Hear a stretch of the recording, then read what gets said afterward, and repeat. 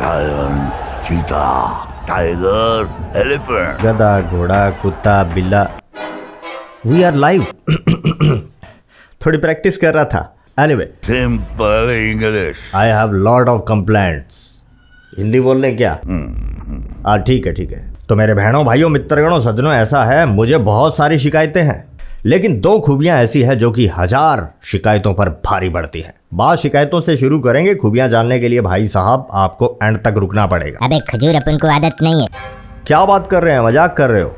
मैंने देखा, खुद अपनी आंखों से देखा। इतनी बड़ी बड़ी आंखें किए हुए 5 बजे बैठे थे मोबाइल के सामने और कहते हो आदत नहीं है। चलो कोई ना। शिकायत नंबर 1, 5 बजे क्यों यार? 5-12 से कनेक्शन जस्टिफाई करने के लिए अब 1 लाख से ज्यादा लोगों को ज़ॉम्बी बनाना तो गलत है ना। अब 12 बजे उठने वाले लोगों को 5 बजे उठा दो तो उनकी हालत ज़ॉम्बी से कम थोड़ी ना होगी। ऊपर से टीजर देखने वालों से ज्यादा चिंटू के मम्मी पापा हैरत में। ये क्या हो गया? What is this? शिकायत नंबर 2, केजीएफ से जोड़कर इतनी हाइप क्रिएट की गई, लेकिन क्लियरली बोले तो सीधा सीधा केजीएफ से कोई कनेक्शन नहीं दिखाया गया। अंदाजों का क्या, वो तो हम पहले भी लगा रहे थे, अब और लगाएंगे आज नए। यश की आवाज में खुद नहीं तो कोई और ही बोल देता। अपना लौंडा है ये। पब्लिक स्क्रीन फाड़ देती, मजा डबल ट्रिपल हो जाता 100 अलग। अब हर कोई सिर्फ अंदाजे ही लगाए जा रहा है कि ये डायनासोर रॉकी भाई से ट्रेनिंग लिया हुआ वो बच्चा है जिसको केजीएफ चैप्टर 2 के एंड में हमने एक नहीं कई बार देखा। 5-12 के बारे में मैंने आपको कल रात भी बताया, अब भी बताता हूं। तो 5-12 के साथ साथ style, action, team, location, background music, theme, ये सारी चीजें चीख चीख कर कह रही है कि केजीएफ के साथ कुछ न कुछ केमिकल लोचा तो जरूर है, लेकिन क्या? क्लियरली कुछ नहीं दिखेगा। शिकायत नंबर 3, अगर टीजर तक सस्पेंस को दबाकर ही रखना था। कैसी अपमानजनक बातें कर रहा है, ये अश्लील है ये लोना। क्या बात कर रहे हैं? शुद्ध शाकाहारी हिंदी में तो बात कर रहा हूँ।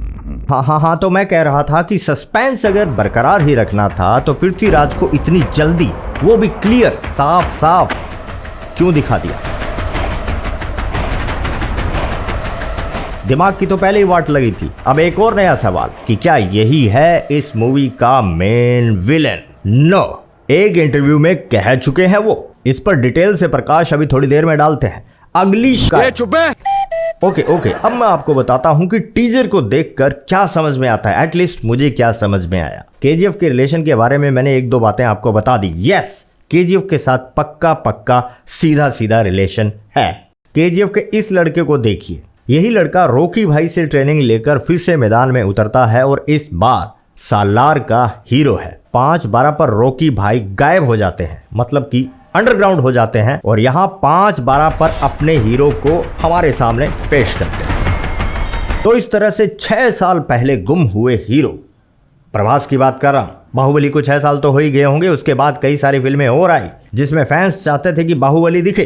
अब कल परसों की बात है, आदि पुरुष, उसने तो भट्टा बिठा दिया, मिट्टी पलीद कर दी। तो 6 साल पहले गायब हुए उस प्रभास को हम यहां पर देखते हैं।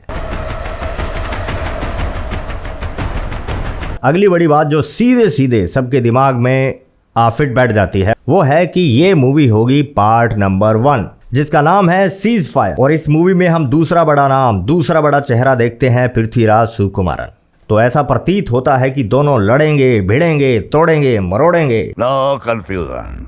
लेकिन एंड में अच्छे बच्चे की तरह से एक बियर खड़काकर, सॉरी, या तो बच्चा नहीं कहना चाहिए था, या अच्छा नहीं कहना चाहिए था, या फिर बियर को छोड़ो, कट, दोनों बच्चे बॉर्नविटा का मग टकराकर कहेंगे तू मेरा भाई मैं तेरा भाई।